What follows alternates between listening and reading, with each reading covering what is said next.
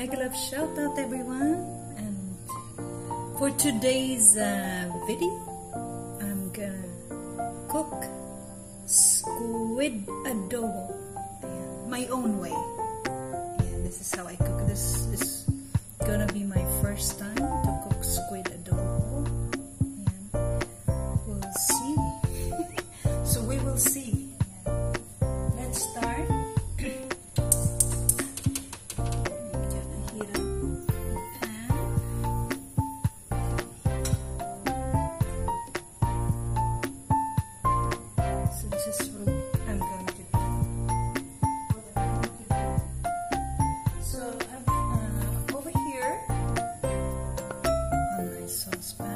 So I mixed the marinade. This is the marinade from the squid.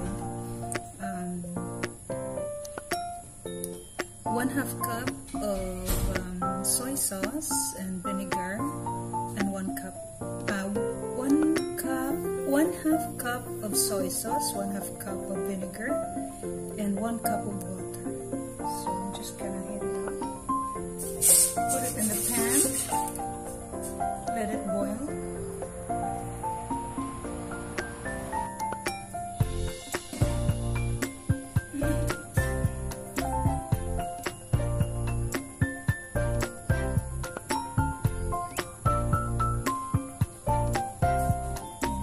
Muna tayo guys while waiting dito sa pag-boil ng ating nilagay sa pot. And shout out sa lahat ng ating kaibigan dyan. Kumusta?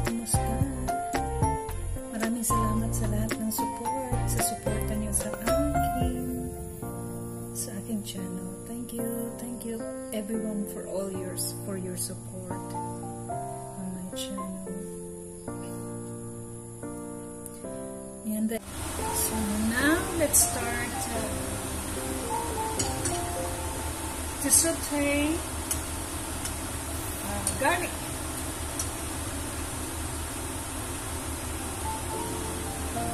I have 5 cloves of garlic.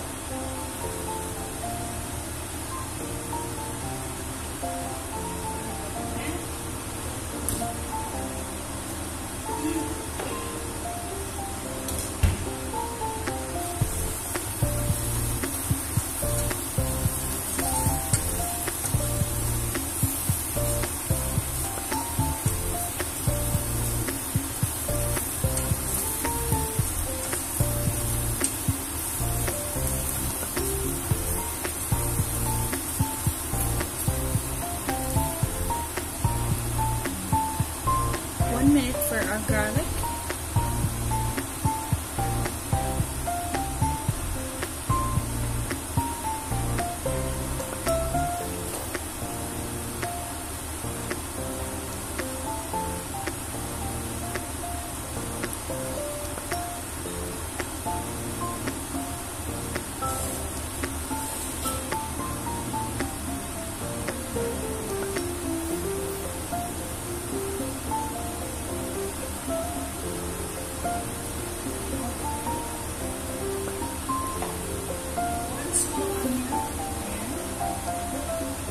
Small onion chopped.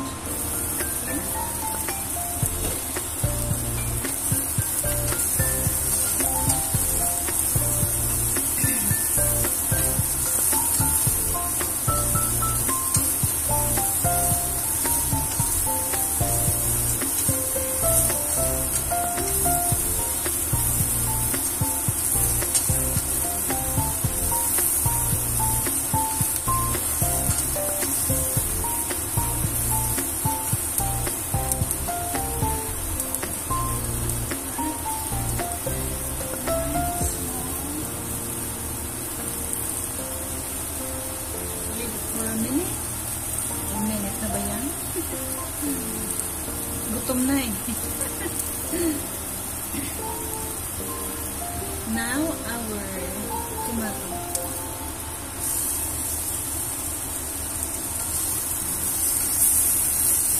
One small tomato.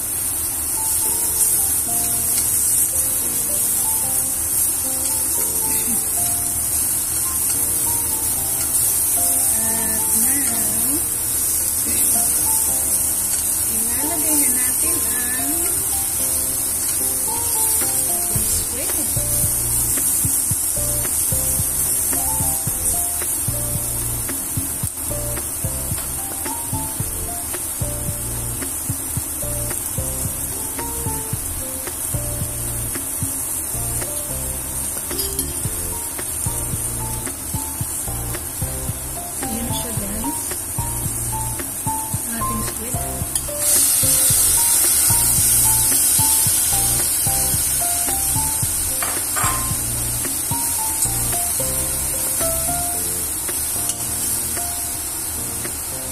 Ito lang yung nakita ko kasi.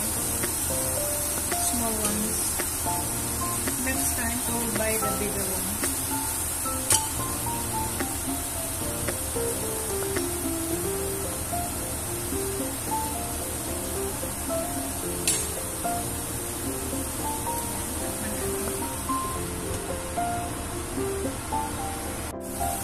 It's now cooking for a few seconds, and now I can put the liquid from earlier, the liquid marinade, and we'll just simmer it for about 3 minutes.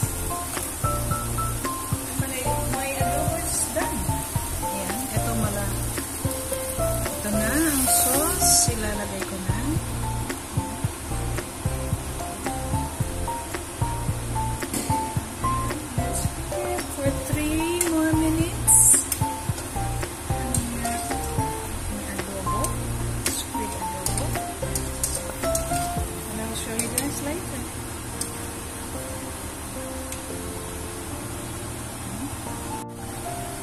It's boiling. It's nearly 3 minutes.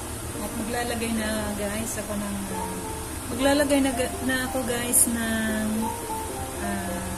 asukal. 1 teaspoon of sugar. Ayan.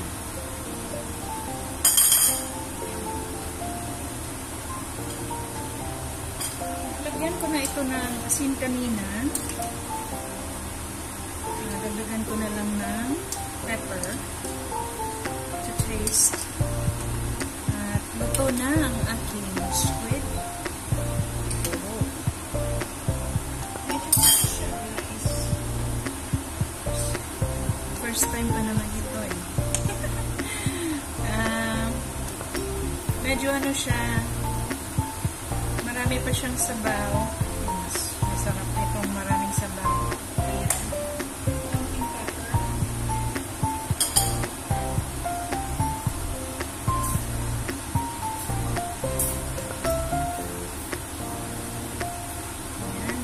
Halo-halo lang natin. Mix.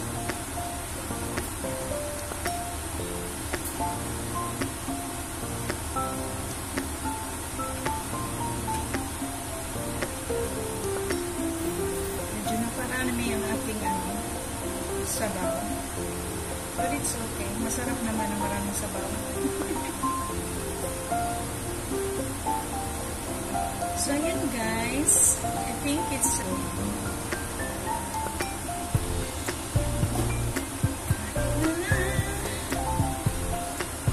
maraming salamat. Ayan na guys. Medyo marami siyang sabaw, but it's okay.